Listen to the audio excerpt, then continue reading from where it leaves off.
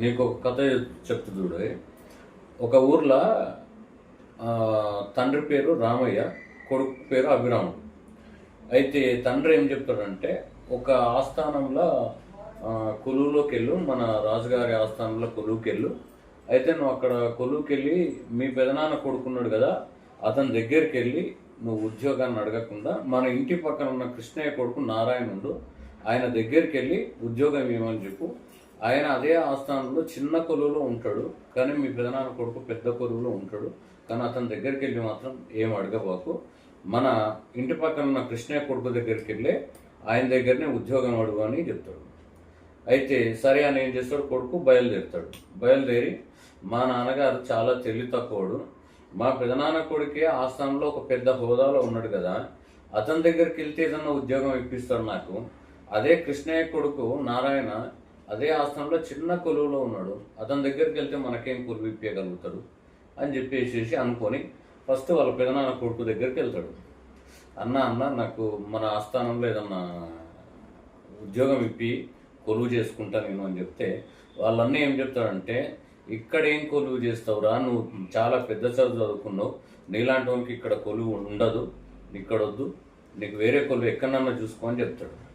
లేదు మరి నాన్న ఏం చెప్పిండు, అదే ఆ రాజధానంలోనే నువ్వు ఏదన్నా కొలువు చేయమని చెప్పిండు కదా, మళ్ళీ నేను ఇంటికి వెళ్ళిపోతే మా నాన్నగారు తిడతాడని చెప్పేసి ఆ ఇంటి ప్రక్కన ఉన్న కృష్ణయ్య కొడుకు దగ్గరికి వెళ్ళి నారాయణ కలుస్తాడు.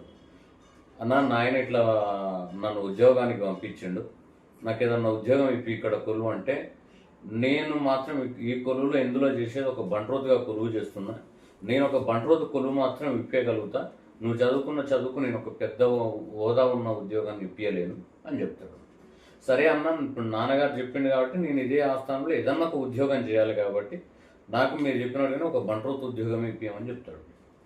సరే అని చెప్పి బంట్రోతు ఉద్యోగానికి కొలువులో చేరితే ఆ కొలువులో ఎక్కడ ఇచ్చిండ్రు నాకు ఉద్యోగం, ఖజానా దగ్గర బంట్రోతుగా, అంటే ఖజానాకు కాపలాదారునిగా పెడతాడు.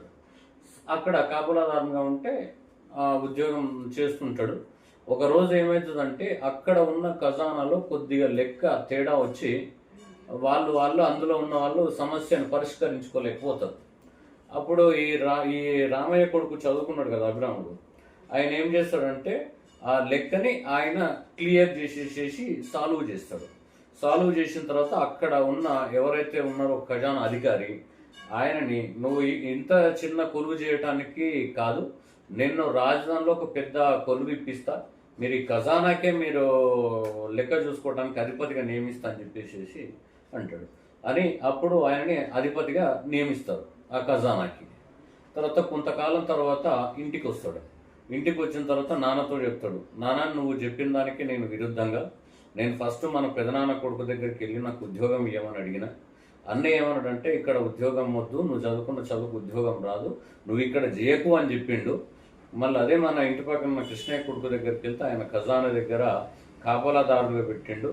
నాకు మళ్ళీ అక్కడ ఒక చిన్న సమస్య వస్తే దాన్ని పరిష్కరించినందుకు నాకు మళ్ళీ పెద్ద కొలువు ఇచ్చిండ్రు నాన్న అని చెప్తాడు.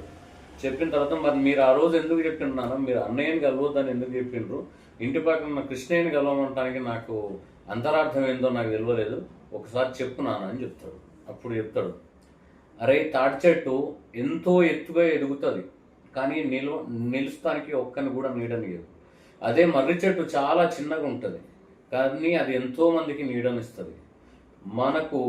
మనవాడు ఎప్పుడైనా సరే పై స్థాయిలో ఉన్నాడు, మన దగ్గరికి వెళ్తే మనకి ఏదన్నా ఆసరా దొరుకుతుంది అనుకోవటం ఎప్పుడైనా సరే అది మూర్ఖత్వం. చిన్నవాడే మనకు సహాయం చేస్తాడు తప్ప పెద్దవాడు ఎన్నడూ కూడా సహాయం చేయడు అని చెప్పేసి అప్పుడు తండ్రి కొడుకుకి చెప్తాడు. అయితే దీన్ని బట్టి మీకేమర్థమైంది, పెద్దవాడు ఎప్పుడైనా సరే కానీ ధనానికి మాత్రం పెద్దవాడు, గుణానికి కాదు. గుణం చాలా గొప్పది మన కృష్ణయ్య కొడుకుది, అలాగే అందరూ బతకాలని కోరుకుంటున్నాను. మీకు ఈ వీడియో నచ్చితే లైక్ చేయండి, సబ్స్క్రైబ్ చేయండి, షేర్ చేయండి. జై శ్రీరామ్.